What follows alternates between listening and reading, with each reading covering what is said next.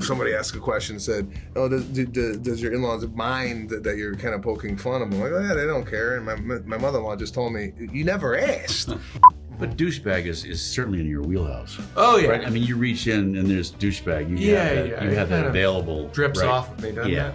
It was all based on real people, real things, real experiences, and everything, and real possibility, different scenes based on all those circumstances that make it, that made it very real.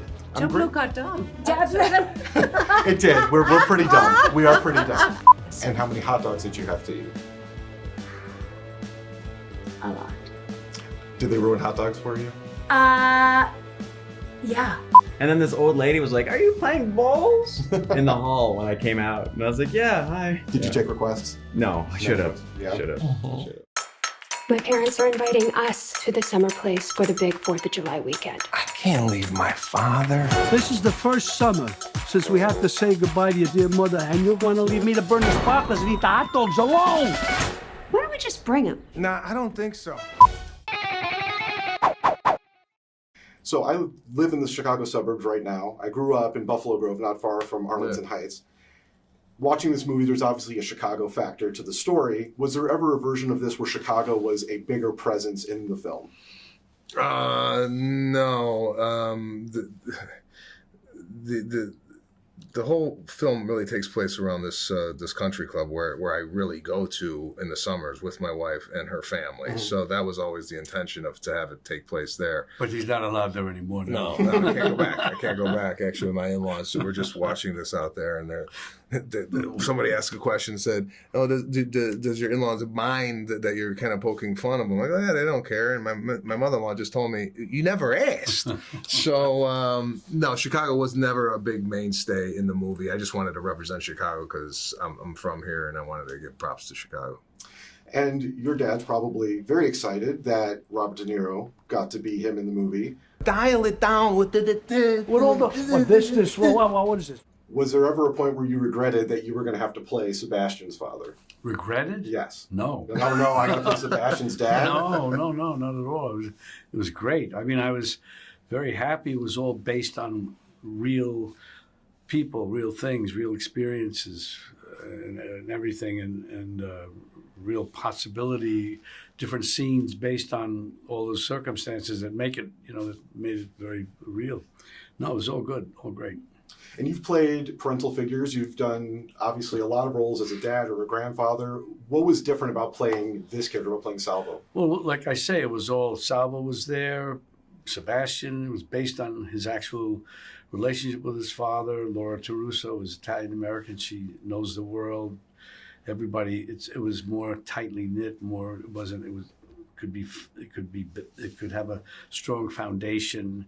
The humor comes out of the behavior of his father and Sebastian, and that, it was the right way to approach this type of thing. I was very happy about all that. And watching the trailers, at first I'm thinking, is this going to be kind of along the veins of a romantic comedy, focusing on the relationship between the couple, but it is more of a father-son really coming together story. And it's a very friendly, family-friendly story. Was that always the intention, or was this ever something that you thought we're going to go all out with this? No, I think my comedy's family friendly. When I go do my shows, when I sit in the audience, or when I look in the audience, I see a grandmother there, and she's 83 years old, and then I look on the other side of the room, there's an 11-year-old kid. I'm like, wow, this is appealing to a lot, multi-generational. And I just kind of write what I know. It wasn't intentional to, make this family friendly. It's just kind of what I love to write. It's called love and affection, Dad. Unlike you, when you met me at the delivery room, you chose to shake my hand. What else was I supposed to do? We just met. I was expecting this to be along the lines of Meet the Parents, where you meet the family and they're the antagonists of the story. But instead, you're very wholesome, you're just unique characters. And Anders, starting with you, from the trailers, expecting you to be the douche. Just expecting you to be like the one that's messing with everybody. Right. Where do you find the line in playing a character who's kind of, the way Lucky is? Honestly, the way he was written made it easy. He's not like a mean guy. Right. I mean, I think he has a couple jokes at his sister's expense, but that's sibling rivalry stuff. Right. But I don't think he's a mean guy. I think he's just kind of like an insecure dude who wants to kind of be the center of attention, but really knows he doesn't bring anything to the table. But douchebag is certainly in your wheelhouse. Oh yeah. Right? I mean, you reach in and there's douchebag. You have that available. Drips off of me, doesn't it? Like the USA suit just kind of brings the douche out. I mean, the wardrobe did not hurt. Yeah. That was fun. Yeah. But I was not anticipating how hilarious your character was going to be. Oh, thanks. And it's just, I don't know how you kept a straight face saying half the lines that you did. How did you play this character? It was, that was, drugs. Yeah. And, his dealer. Yeah. I don't know. I think it was just, I guess you want to do good, and it's, everyone's so good, so you don't want to screw it up. So it's just like that pressure really helps to stay grounded and internal and not lose your footing. Yeah. This is Doug. He's learning to be a healer. Hello. What are you doing? Just serenading our pet peacock. I love you. The bowls, playing the bowls. Yeah. Was that something, did you prep for that at all? Or were you just kind of messing with the bowls? I did prep for that. Did you? I got some bowls sent up to my room like 3 days before shooting, and I practiced a lot and stuff. And then this old lady was like, "Are you playing bowls?" in the hall when I came out. And I was like, "Yeah, hi." Did you take requests? No, I should have. Yeah. Should have. And so you've probably gotten a million Succession questions already. It's probably the natural first thing everybody asks. I remember you from Sledgehammer and back in the day, and one of my favorite shows ever. Oh, that's sweet. Thanks. But with Succession, you're like rich adjacent on that show because everybody on that show is filthy rich, and now you're playing the rich guy. It's a different kind of rich. Yeah. That's money that I made from business. This is money that's been inherited since like 1320. Mm-hmm. So this is old money.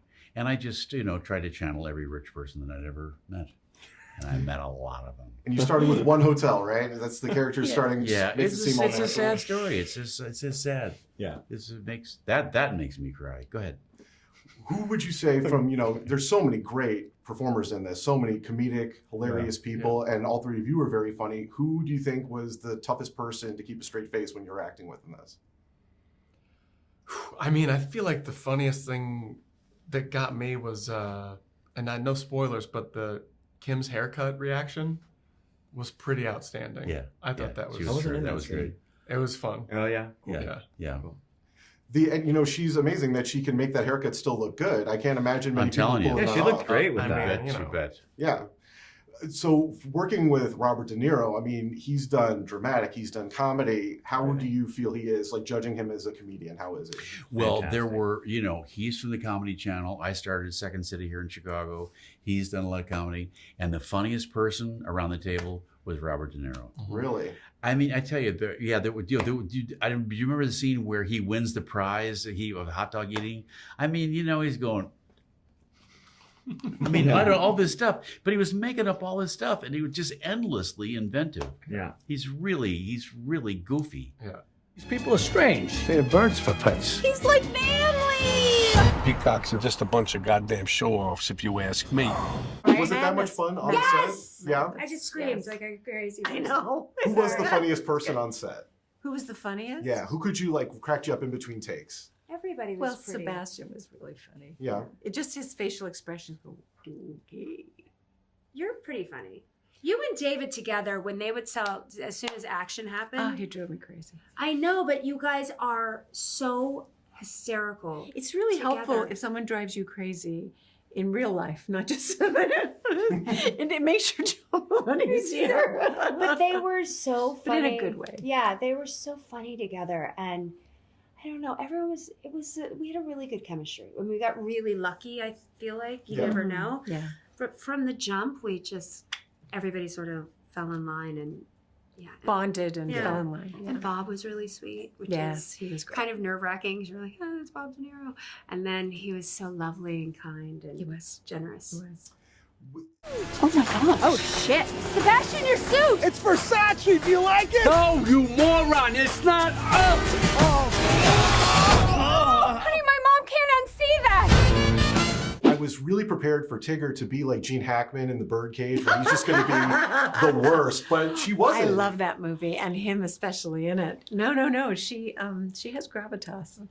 And the hair, was that a wig or was that? That was a wig. wig. Yeah. You pulled it off. I mean, it looked good. Thank you. We didn't shoot in sequence, so I couldn't go with no hair and then hair. Yeah.